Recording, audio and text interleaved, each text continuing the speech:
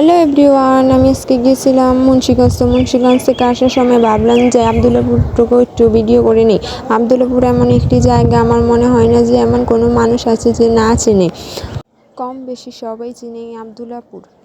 আবদুল্লাপুরে available সব কিছুই পাওয়া যায়।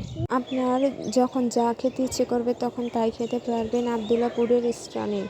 এখানে সব কিছুই, সব ধরনের খাবার রিজনেবল প্রাইসে পাওয়া যায়।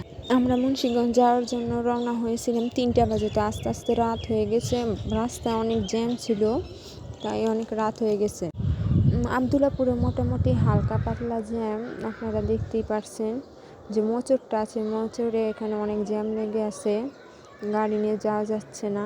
আবদুল্লাপুর থেকে আপনারা যে কোনো জায়গায় যেতে পারবেন, সব ধরনের গাড়ি পাওয়া যায়, যেমন রিক্সা, অটো, ধরেন প্রাইভেট কার, তারপরে হাইস, আপনি যে জায়গায় মন চায় সেই জায়গায় যেতে পারবেন।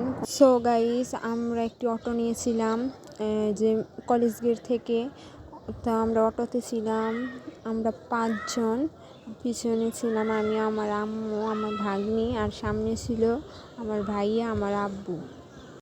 আমরা মুন্সিগঞ্জ গিয়েছিলাম মেয়ে দেখার জন্য, আমার ভাইয়ের জন্য। তো ওই ভিডিওটা আসবে, আপনারা সবাই সাপোর্ট করবেন আমাকে।